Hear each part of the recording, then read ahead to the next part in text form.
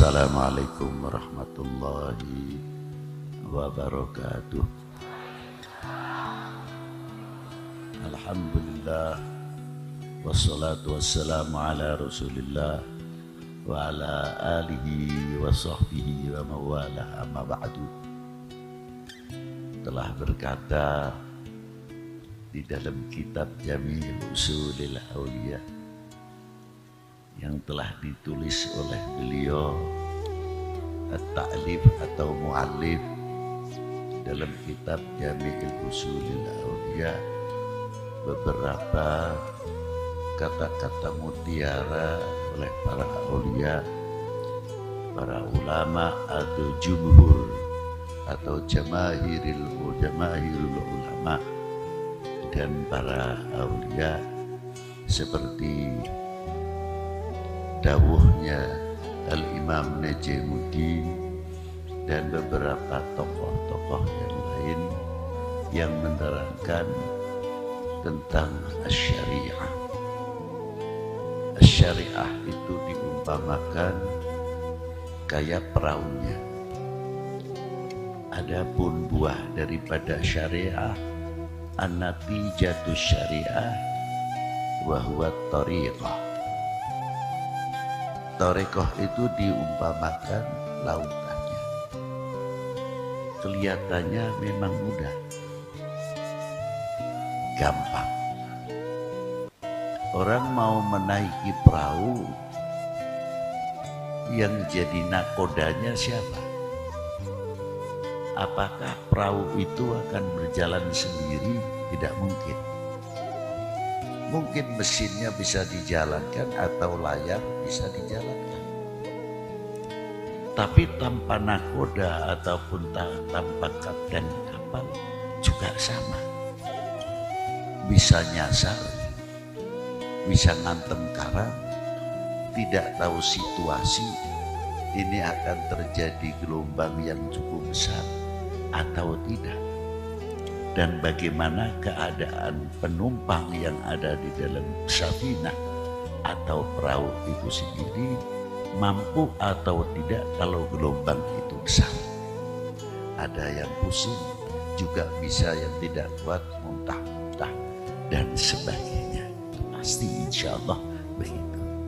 Nah, siapa beliau-beliau yang nakoda atau kapten kapalnya? Ya tidak lain. Di dalam syariah pun ya ulama-ulama yang luar biasa yang ada di dalam safinah. Tidak begitu saja perahu itu akan jalan sendiri.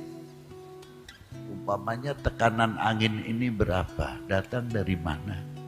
Ini akan terjadi gelombang yang besar. Kalau kita yang awam sebagai penumpang oke saja. Yang penting kapalnya tidak bocor. Yang penting kapalnya bisa menyampaikan tujuan, insya Allah. Kalau syariat itu pasti biidznillah. Namun kita ditantang belajar naik perahu kapan? Seperti contohnya apa? As-sholah dan lain sebagainya. Setelah sholat tahu bagaimana caranya niat, bisakah atau tidak sebelum sholat hati kita itu sudah hudur kepada Allah Subhanahu wa ta'ala? Ataukah menerima sholat itu sebagai beban? Atau tidak? Karena di dalam sholat itu sendiri mencakup dari beberapa hal. Untuk pribadi, untuk hubungan sesama kita, al-mu'min akhul mu'min, al-muslim akhul muslim, semuanya ada di dalam khamsa al-awqat, 5 waktu itu dalam sholat. Maka kalau sabda Nabi, awalu ma yuhasabu yaumal qiyamah as-sholah, ya tepat sekali. Pertama kali yang dihisab yaumil qiyamah adalah sholatnya. Oh, itu kata sabda Nabi tepat sekali. Karena apa? Di situ segalanya. Yang berhubung untuk pribadi, untuk umat. Coba satu contoh waktu kita mengucapkan Bismillahirrahmanirrahim. Alhamdulillahi Rabbil Alamin. Segala puji milik Allah Subhanahu wa Ta'ala yang menguasai, raja semua alam, untuk manusia khususnya yang berakal.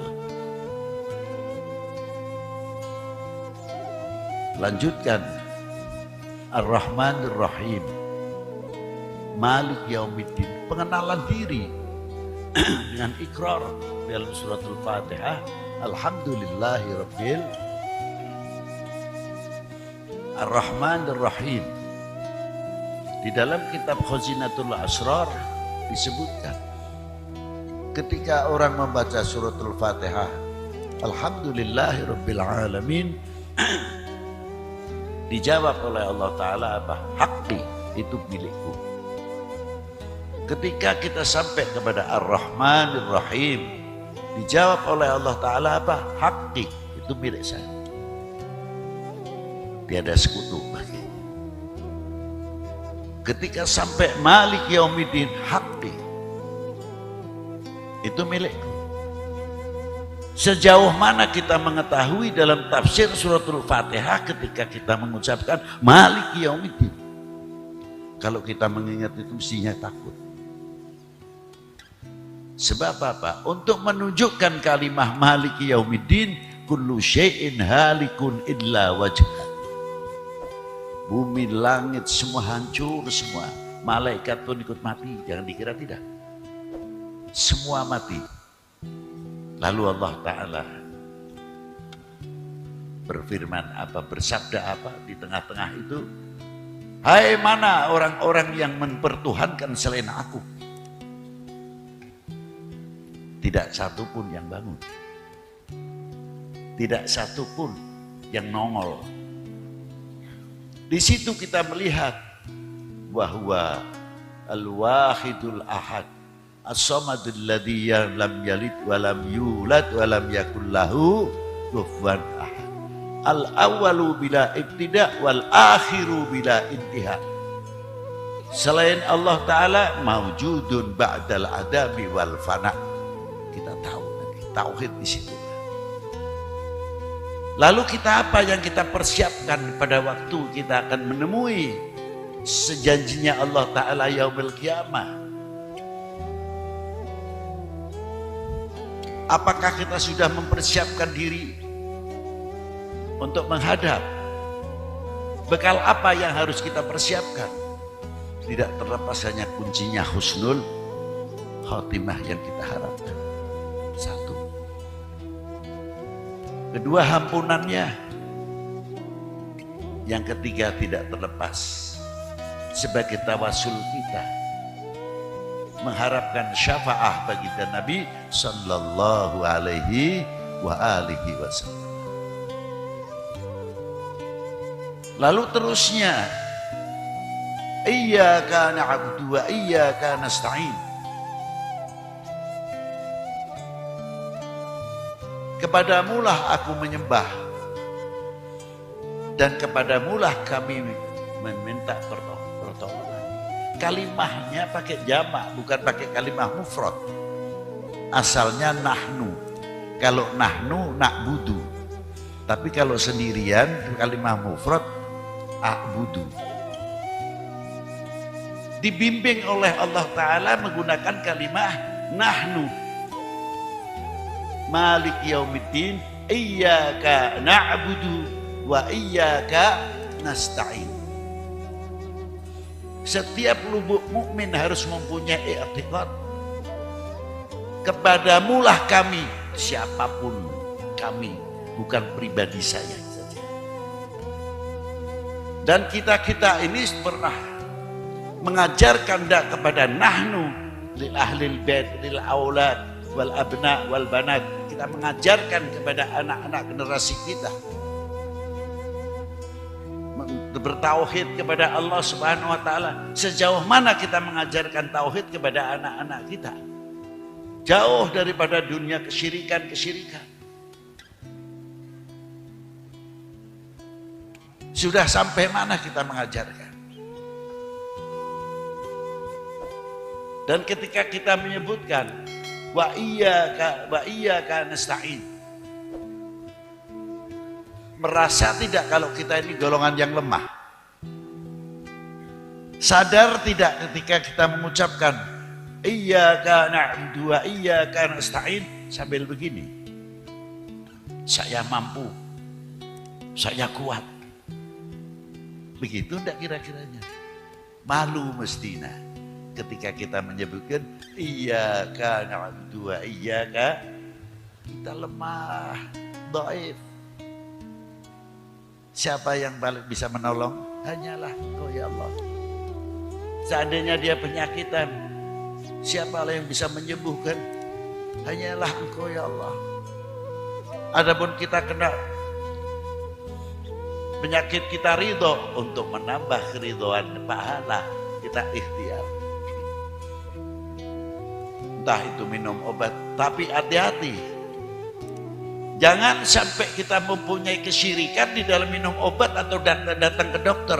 Kalau saya tidak datang ke dokter si A, mana mungkin saya sembuh. Ini bahaya. Jadi maaf saja, kalau mau berbicara syirik, kuburan jadi sasaran saja. Jangan. Oh, kalau kita tidak makan, mati. Apa yang menentukan mati hidup? Nasi. Atau yang menyembuhkan penyakit kita ini obat?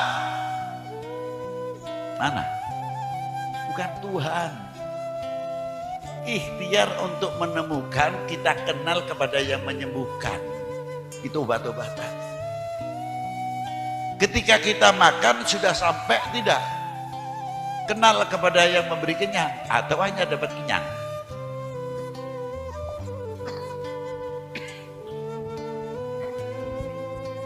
Itu satu contoh. Coba kalau kita makan, belajar kenal kepada yang memberikan kenyang. Siapa? Allah wahdahu la syarika. Bimbingan, tarbiyah dalam surat Al-Fatihah untuk kita semuanya. Sudah tahu masalah hal ini? Maka ketika kita menyebut iyyaka na'budu wa iyyaka nasta'in, Allah Ta'ala berfirman apa? Itu milikmu, itu hakmu.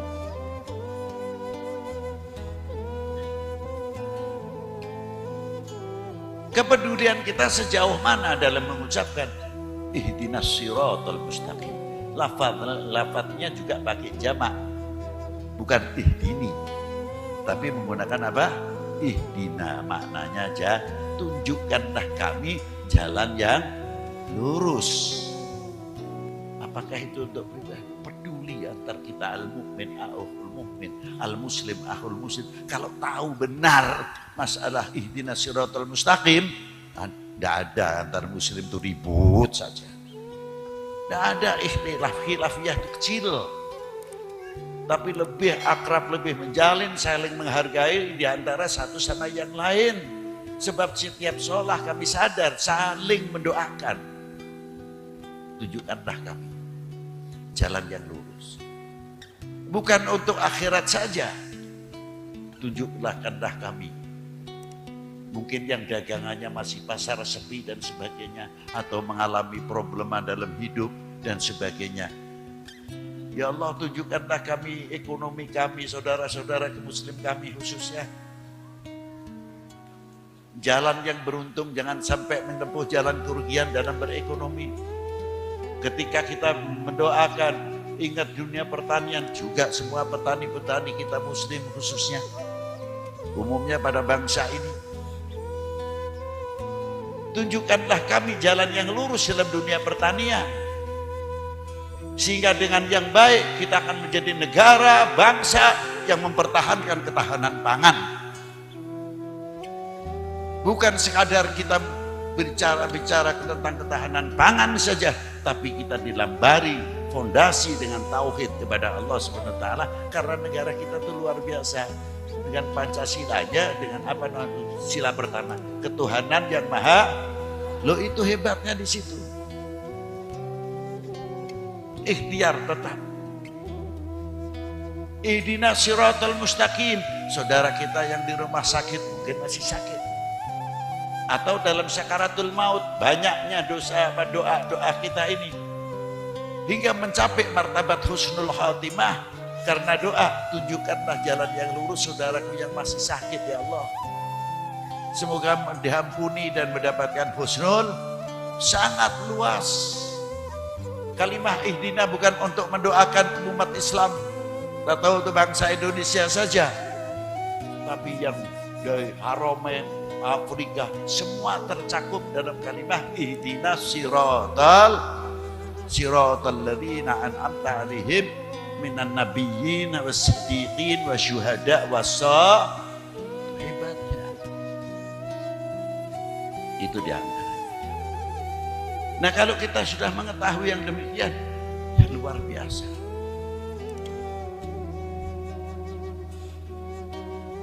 Itu pun di dalam membaca suratul Fatihah tidak bisa kita akan menafsirkan dengan otak hasil kepala sendiri. Harus kita punya guru hingga tahu dan sebagainya. Wudhu pun sama, harus punya guru. Itulah diantaranya kalau kita as-safinatu kal syariatu kasafinah, bahwa syariah itu seperti perahu. Jadi ilmunya kita naik perahu sudah tahu. Apalagi kalau kita kembali at-tariqatu kal bahr. Tariqah itu bagaikan lautan. Mengapa bagaikan lautan? Yang mengantar kita kenal kepada Allah dengan melalui jalur tariqah. Baru kita tahu begitu luasnya kekuasaan Allah Subhanahu. Itu diantaranya. Nanti kita akan ketemu buahnya daripada tarekah adalah mutiara yang luar biasa, adalah hakikat. Apa maksudnya hakikat? Kita menemukan mutiara al-akhlaq wal adab kepada Allah Subhanahu wa ta'ala. Kalau kita memahami dalam suratul Fatihah dan kita memahami apa yang ada kandungan dalam suratul Fatihah, sangat luar biasa. Apalagi di dalam pasti kita berhubungan dengan baginda Nabi SAW. Setiap sholat, entah itu wajib, entah itu sunnah, berapa kali kita mengucapkan Assalamualaikum ayuhan nabiyyu warahmatullahi. Itu di makam baginda Nabi itu dengan hadits yang cukup kuat. Dalam kitab Sa'adatul Darain ada satu malaikah yang selalu menerima sholawatnya umatnya baginda Nabi SAW, dan selalu malaikat itu menyampaikan kepada Rasulullah, sholat fulan bin fulan ya Rasulullah, bapaknya di bawah. Itu hebatnya. Berapa kali setiap hari kita berhubungan dengan Rasulullah, Assalamualaikum ayuhan nabiyyu wa rahmatullahi wa barakatuh. Kita semakin kenal kepada Allah, semakin dekat kepada Allah, semakin kenal kepada baginda Nabi SAW yang menuntun kita kenal kepada Allah SWT, kenal benar, malu rasanya. Insya Allah dunia ini aman. Mau ramenya politik, mau ramenya apa, terserah. Nanti 2024 umpamanya. Tapi karena kita takutnya kepada Allah, malu kepada Allah, malu sama Rasulullah SAW, kita tidak mudah menjadi bangsa atau menjadi umat yang terpengaruh oleh hoax dan sebagainya. Tidak mudah kita dipecah belah. Indonesia adalah tetap Indonesia, tidak ada Indonesia dua. Merah putih hanya satu, tidak ada merah putih.